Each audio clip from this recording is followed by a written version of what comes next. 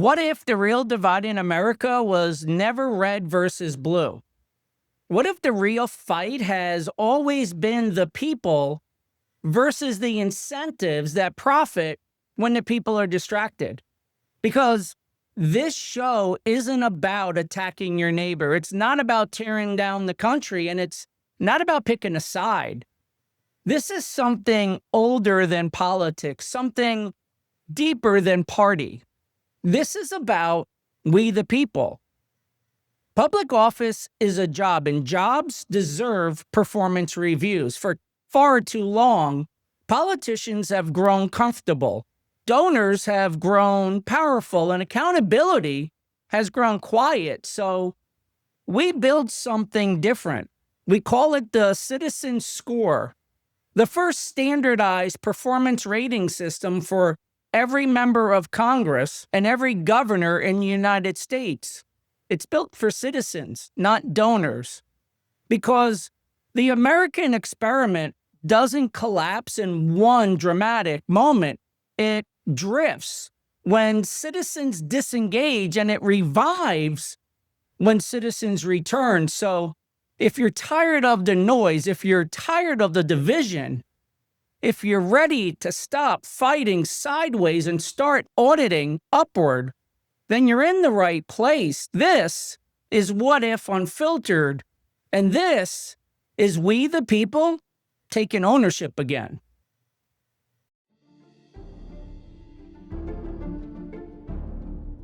This is not noise. This is not outrage. This is conviction. We believe in faith. We believe in family. We believe in this country and the people who built it. Here, we challenge narratives, not individuals. We confront issues with truth, respect, and courage. These are serious conversations, rooted in principle, guided by tradition, and focused on the future. Welcome to What If Unfiltered. This is more than a show. This is a movement. Now, let's talk about billionaires buying ballots, because I want to ask you something honestly. When you hear the word election, what do you picture? I think most people picture voting day, the booths, the stickers, the speeches, the ads, the debates, the noise. But what if I told you the election is shaped long before you ever step into a booth? Because the truth is, at least in modern America, the loudest voice isn't always the voter. In fact, it's often the donor. And not the small donor, not the citizen who throws in $20 because they care. I'm talking about the billionaire class, the mega check writers, the people who can drop $10 million like you and I buy groceries. Here, take a look at the top 10 donors for the 2024 elections and look at how much money they actually donate to campaigns. Take a look.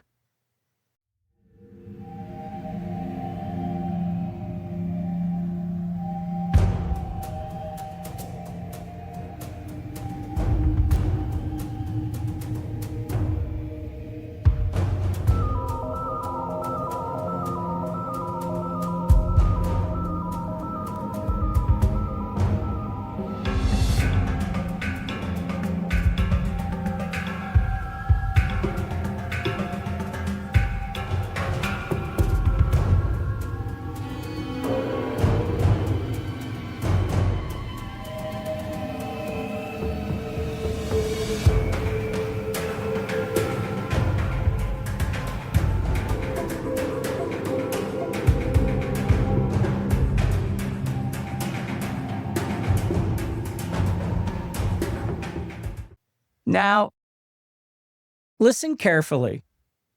This is not about hating rich people. America is built on opportunity. Success is not the enemy. We want people to thrive. The problem is not wealth. The problem is when wealth becomes political leverage without accountability. Because democracy cannot survive if influence is for sale. Let me say that again. Democracy can't survive if influence is for sale. And here's where this gets uncomfortable. Billionaires don't donate because they love campaign slogans. They donate because policy has value. Tax policy, energy policy, tax regulation, tech regulation, foreign policy, healthcare, immigration. Everything Congress touches money. So for the billionaire class, politics isn't civic theater. It's an investment strategy. And in a minute, I'm going to explain how the biggest donors don't even pick a side. They fund both. Stay with me, because once you see this, you can't unsee it. You just can't. So here's how the pipeline works. A billionaire doesn't usually walk into a campaign office and just hand over a big bag of cash. It's a lot more sophisticated than that. They fund these mechanisms called super PACs. What is a super PAC, you ask? Here's a great video that'll explain that to you. Take a look. Those who may not know, can you just explain the limits of what a super PAC can do under campaign law? Yeah, absolutely. A super PAC, as Ed mentioned, is a political action committee that can gather unlimited funds from individuals, corporations, unions, other organizations, other PACs to finance campaign independent expenditures. Super PACs are not allowed to spend money on political parties or campaigns, but can spend unlimited funds on other political activities like travel and events. These PACs make no contributions to candidates or parties. They do, however, make these independent expenditures that I mentioned to things like running TV ads, for example, that can specifically advocate the election or defeat of a specific candidate. Your typical PAC is not permitted to accept donations of up to $5,000 a year, Anne-Marie, from an individual. Super PACs, however, are not subject to any sort of donation cap. PACs do not have those restrictions. On the donor front, PACs are not permitted to accept donations from corporate or union interests, while super PACs are allowed to receive unlimited contributions from those same sources. And one major point that Ed alluded to, super PACs are also not allowed from coordinating with candidates directly. So what they do is they fund nonprofits, they fund issue advocacy groups, they fund networks of influence that run parallel to the campaigns you actually see. And that's why so many Americans feel like something is managed, because it is. Not by conspiracy, by incentives, by structure, by insulation, by money moving through channels the average American citizen never has time to track. That's why it's called dark money. It's not because it's a suitcase handed to someone under the table, but because it's hidden architecture, legal insulation, layers of paperwork, organizations with names that sound patriotic, but they exist to move influence. It's incredibly important we understand this. So I found a great clip where Warren Buffett clearly explains what dark money is. Take a look at this. Most people assume campaign finance is pretty straightforward. A person writes a check, the donation is logged, and the public can see who contributed to which candidate. It feels transparent. It feels fair, but the reality has drifted far from that idea. That's not how most political funding works anymore, not even close. Let me break it down for you, because while this subject is complex, it's not beyond the reach of everyday understanding. The key is knowing how the game is being played now, and the rules have changed dramatically. In recent years, the rise of dark money in American politics has been nothing short of explosive. And when I say explosive, I'm not speaking figuratively. I'm talking about staggering growth. In the 2024 election cycle alone, close to $2 billion flowed into the system through organizations that don't fully reveal who their donors are. $2 billion. That's not pocket change. That's not traditional campaign giving. And here's what's so important. This isn't a Republican problem. It's not a Democrat problem. It's an American problem, because the donor class doesn't care about your bumper sticker. They care about access. They care about leverage. They care about outcomes. And when American citizens are fighting each other, the donor class doesn't have to fight at all. They just keep writing checks. So what happens? A candidate decides to run for office, and they start with a grassroots energy. They start with promises. They start with, I'm one of you. But then reality hits. Campaigns cost money. Ads cost money. Staff costs money. And the fastest way to raise money is not always from we the people. It's from the pipeline. And once a politician enters the pipeline, you enter the incentive structure. So here's the question you should be asking, not emotionally, structurally.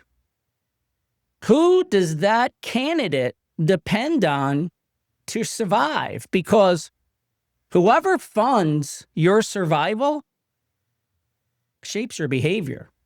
Always. That's human nature. And it's also why citizens feel so powerless. Because they're being told the story is red versus blue, while the real story is donors versus districts. Check this out. Whenever you started in politics, I'm sure that there was like a real idea of like one person can really affect change, right? Do you think that that's still possible today with like a lot of the lobbies and stuff that they have that goes on? Well, I think, one of the points that I think everybody knows is you have a government dominated by big money interests, right? That's no great secret. So you have these billionaires now in their super PACs. If you're a billionaire, you can contribute hundreds of millions of dollars to elect people, to feed people. If you're a large corporation or you represent the pharmaceutical industry, do you know how many lobbyists there are in Washington, D.C. representing the big drug companies? Take a wild and crazy guess. 2,000. You got it. That's a pretty good guess. About 1,800. Wow. So there are 100 members of the Senate and 435 members of the House. Got it? 535. And you got 1,800 lobbyists. Well-paid, former leaders of the Democratic Party, leaders of the Republican Party. They're there to say, hey, Congress, do everything you can to make sure we make as much money as possible, and who gives a damn whether people can afford the prescription drugs they need. So that's power. So you have a whole other drug government almost going on. Absolutely. That's even bigger than our own government. Numbers wise. Well, not big. We can define what we mean by bigger, but that's fair. But if you look at Wall Street, the power of Wall Street, the drug companies, the insurance companies, the fossil fuel industry, you have enormous wealth, enormous power. And if your question is it government that tells them what to do, or they tell what the government to do? More the latter. They tell the government what to do. Very powerful. And that right there is exactly why we built the citizen score, because frustration without structure becomes noise, but frustration with structure becomes reform. Once again, public office is a job, and jobs deserve performance reviews. And in this series, we're going to keep pulling the thread, because the question isn't can we fix America? The question is, when will citizens return to ownership? Stay with me, because in Block 2, we're going deeper into how billionaires hedge both sides and why division is the greatest gift the machine has ever received. Let's take a short break. Hey everyone, it's Mike Breslin, founder of What If Unfiltered, and I just wanted to take a minute and talk to you about something practical and intentional.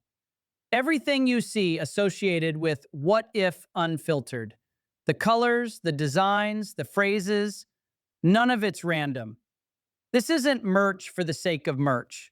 This is identity. Our colors are inspired by our Marine Corps dress blue uniform. So understand this. You're not buying a shirt or a hat or a hoodie.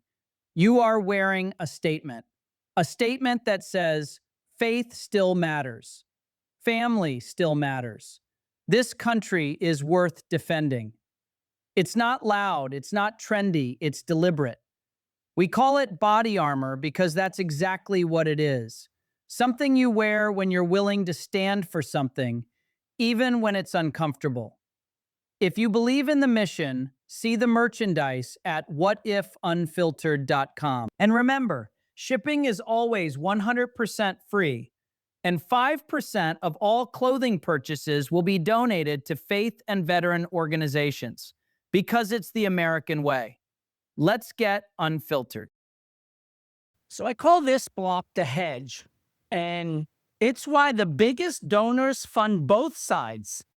Stay with me a minute, because this is where the story gets even clearer. We like to believe elections are a battle of ideas, that it's one side versus the other, red versus blue, left versus right. And yes, on the surface, that's what it looks like. But underneath the surface, there's an entirely different reality, a quieter reality, a structural reality. And once again, once you see it, you can't unsee it. So here's the truth. Some of the biggest donors in America, they don't even care who actually wins.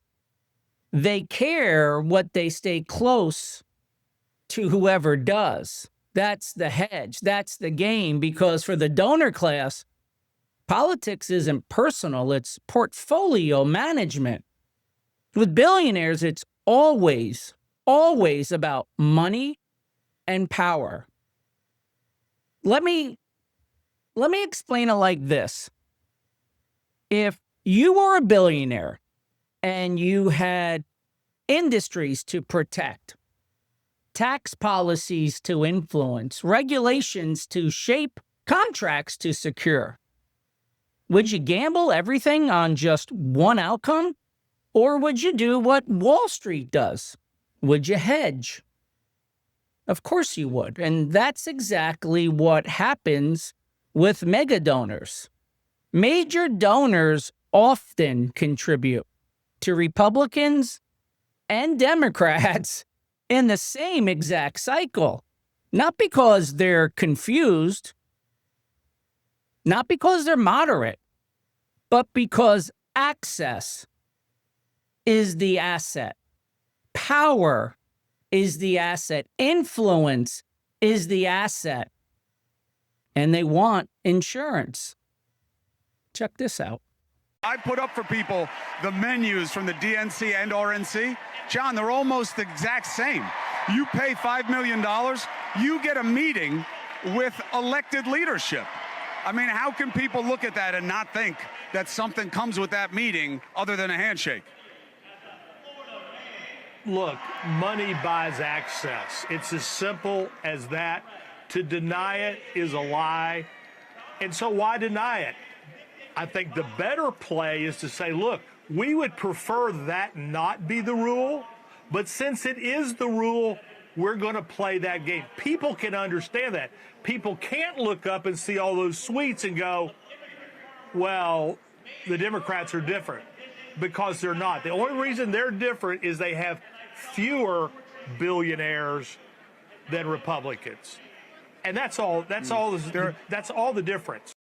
In a moment, I'm going to tell you why this is the most unifying realization possible, because it proves the enemy is not your neighbor. So hopefully we can stop fighting. So stay with me a second. Let me explain. Think about how different this is from the average American. The average citizen, if they donate because they believe something, they want to have an outcome, they believe in a team, they donate because they care, they donate because they want change. But the mega donor is completely different. He donates or she donates because they want stability. They want predictability. They want leverage. They want to make sure no matter what happens on election night, they are still sitting at the table of access. And when you realize that, you realize something else. This system is not built around representation. It's built around incentives, and incentives shape behavior always. So what happens? A politician runs for office. They need money to compete. They need money for ads, money for staff, money to travel, money for exposure. And the citizen donations help, but not like the big checks that move faster. The pipelines move faster, the networks move faster, and that creates dependence. Not necessarily corruption in the cartoon sense, but alignment. Subtle, quiet, structural. Because if your survival depends on the pipeline, your attention shifts, even unconsciously. And that's why citizens feel like, why do they never listen to us? Because the incentives are louder. Now, here's where it gets even darker. The machine doesn't just fund candidates. It funds division. It funds polarization. It funds outrage because outrage is profitable. Outrage is addictive. Outrage keeps citizens fighting sideways instead of auditing upwards. And this is the part that I really need you to hear. The machine does not fear angry citizens. It fears disciplined citizens.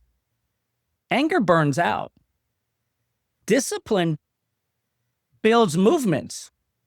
Again, stay with me. Look at what politics has become. You have endless culture war, endless screaming, endless us versus them. And you ask yourself, who's driving this? Politicians are driving this.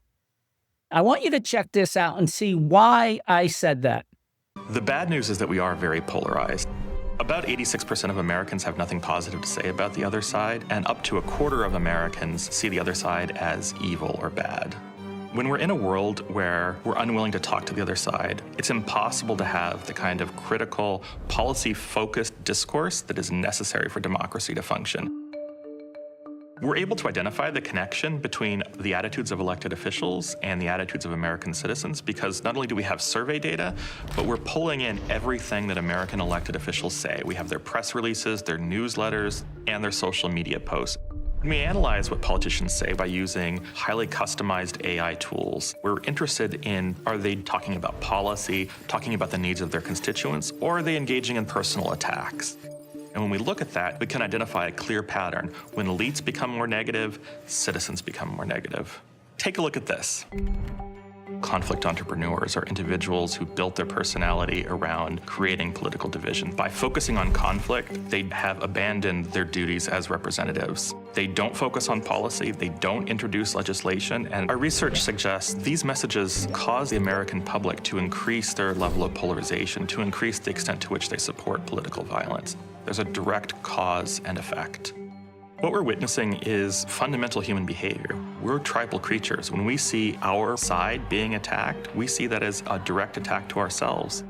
In fact, we're so tribal that when we witness attacks against our party, that's when we become most willing to turn our backs on the core principles of democracy and our country. A rational person might ask, why would a politician engage in such negativity? And the answer is that they see it as a way to get attention. They see it as a way to get a national profile. The American public has such a distorted view of their elected officials. You cannot have a responsive democracy if you don't understand what your representatives are saying and doing. Because the more we fight each other, the more the donor class wins. Because while you're arguing with your neighbor, they're writing checks.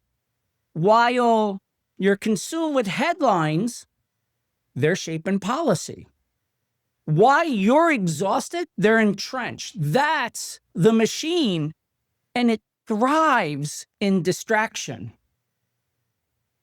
So let me say something plainly.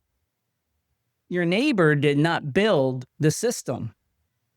The guy with the yard sign didn't invent super PACs. The mom at the school board meeting didn't create dark money loopholes.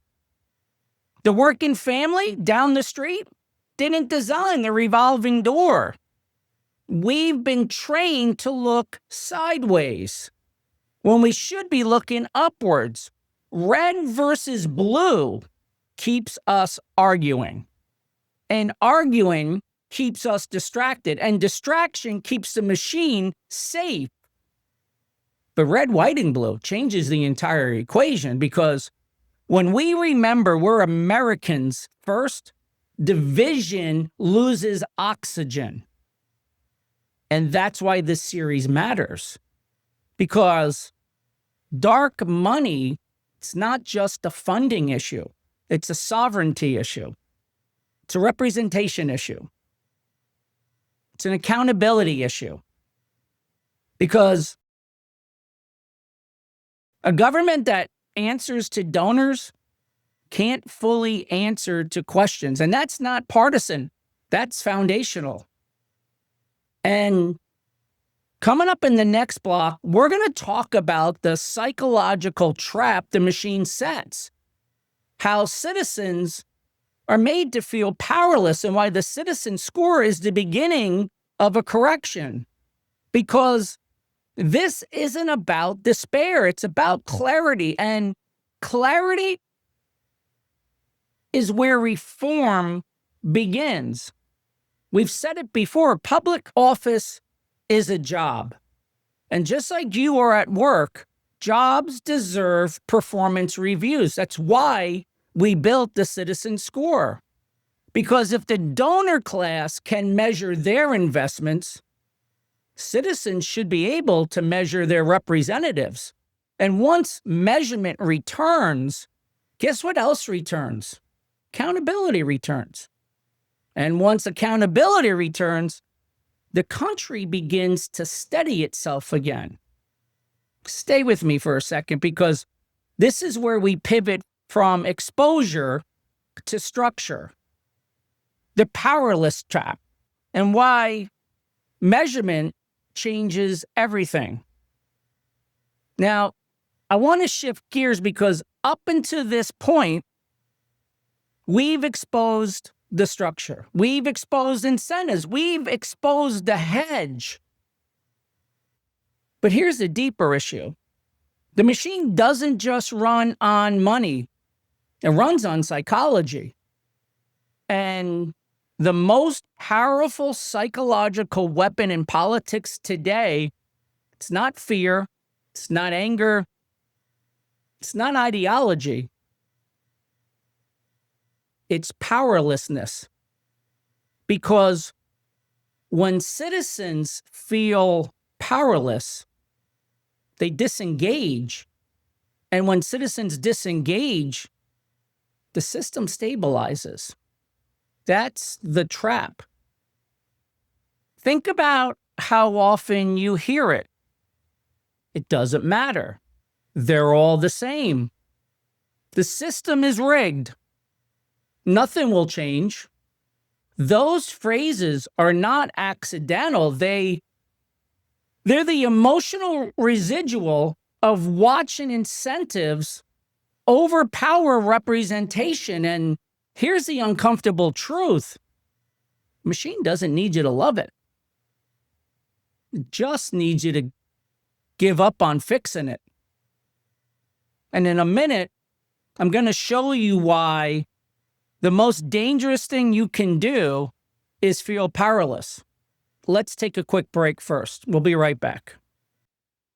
Hey everyone, it's Mike. I just wanted to have a heart-to-heart with you. This podcast, this movement, it only goes as far as you take us. I need you to stay involved. I need you to share it. I need you to let everyone know about it. Even if you didn't like it, share it with them anyways. They probably have better taste than you do anyways. At least that's what I'm hoping for. But in all seriousness, share it, follow us, engage with us. Send us an email at info@whatifunfiltered.com and tell us what we're doing right. Tell us what we're doing wrong. Challenge us, ask better questions, engage with us though, and maybe I'll wind up using that email in one of the episodes or on a short, but we need you and we can't do this without you. So engage, follow, share, subscribe. It costs less than 23 cents a day. And I really appreciate all of you being here. And why don't we do this together and take this thing to the next level and get our country back? All right. Thanks, everybody. So we're back and picking up where we left off. So let's talk about why believing you are powerless is the single most dangerous thing that you can do. And you got to stay with me on this. Powerlessness is contagious. It spreads through culture. It spreads through conversation. It spreads through exhaustion. And once enough citizens believe they can't affect the outcome, the accountability vacuum expands. Because no one is measuring, no one is tracking, no one is auditing. Everyone is just reacting. But here's what history proves. Every time this country corrected itself, it wasn't because elites decided to behave better. It was because citizens became disciplined, measured, structured, persistent, not loud, persistent. This is where the citizen score becomes more than just a tool. It becomes counter psychology because the opposite of powerless is visibility. The opposite of helplessness is measurement. The opposite of drift is accountability. We'll say it till we turn blue in the face. Public office is a job, and jobs deserve performance reviews. Now imagine something with me. Imagine if every time a politician made a speech, the first question wasn't, hey, what party are they? But instead, what's their score?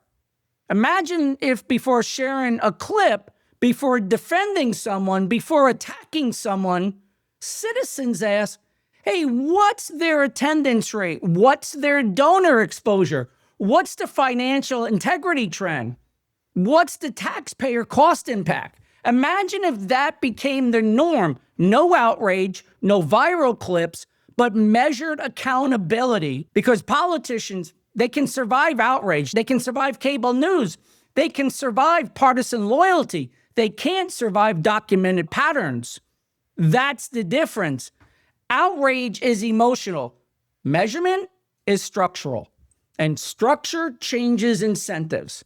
If a politician knows high donor dependency lowers their score, excessive missed votes lowers their score, abnormal wealth spikes lowers their scores, foreign-aligned funding lowers their scores, ethics violations lower their scores, and citizens are watching, behavior changes. Not overnight, but consistency because incentives change. Right now, the only people grading Politicians are donors. Donors grade them on loyalty, on alignment, on outcomes. Citizens, we've been grading them on charisma, on party loyalty, on rhetoric, on culture war moments. But what if we flip that? What if citizens became the grading authority, not with emotion, with data, with receipts, with structure? And this is where the emotional shift happens, because I don't want you leaving this episode angry. I want you leaving equipped. That's the difference. Anger burns fast. Structure builds slow, and slow builds strong. Let's be honest. The billionaire class is not going to voluntarily reduce their leverage. The donor networks, they're not going to dismantle themselves. The incentive machine is not going to reform itself out of the kindness of their hearts. Correction comes from outside pressure, not chaotic pressure, discipline pressure. And discipline pressure starts with clarity. Once again, the reason we built the citizen score is simple. If the donor class can track every investment down to the decimal, citizens ought to be able to track every representative down to the act. If billionaires can analyze return on investments, citizens can analyze return on representation. If political insiders can build data dashboards, citizens can build accountability dashboards. That's not radical. It's adult governance. And coming up in the final segment, we're going to explain exactly how this becomes actionable for you, not nationally, but locally.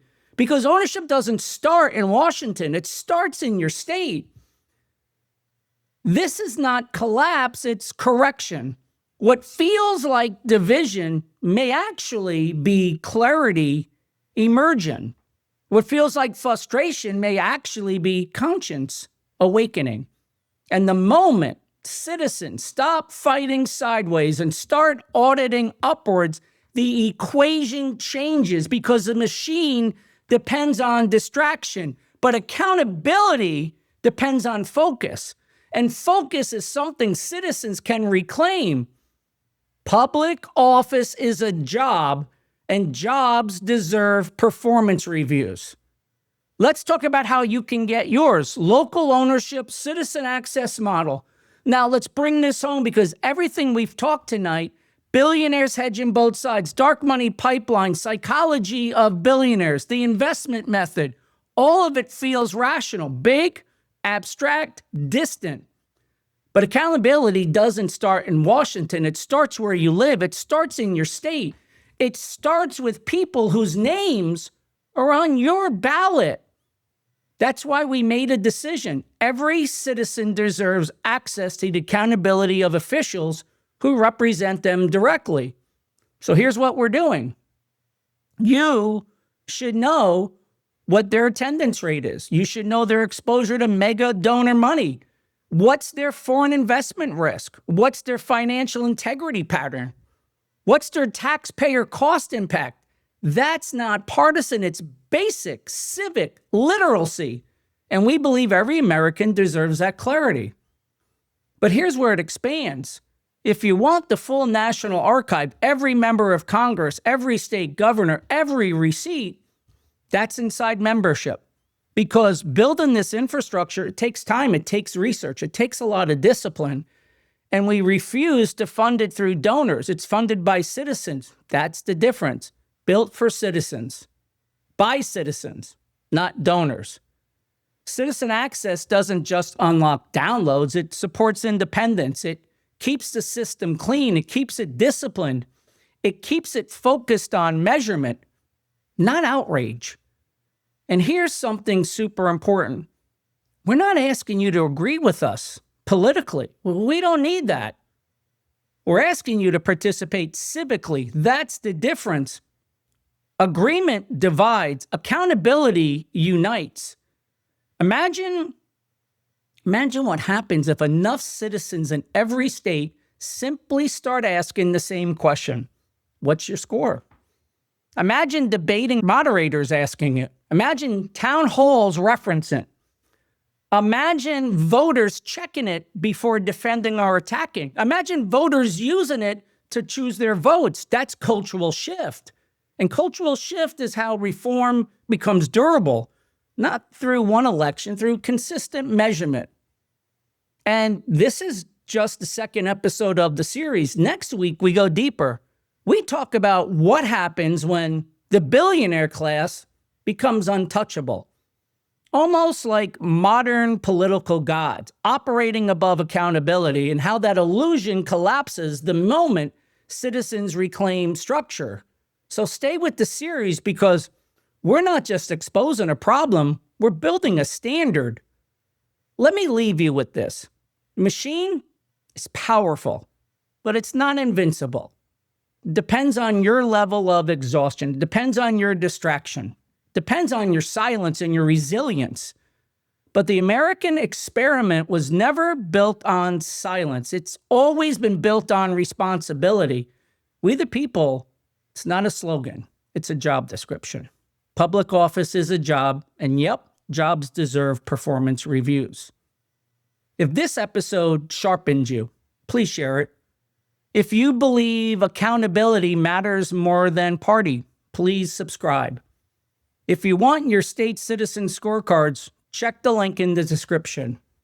And if you want full national accountability, join us, because this is about engaging. It's about building something stronger, measured, transparent, disciplined, American.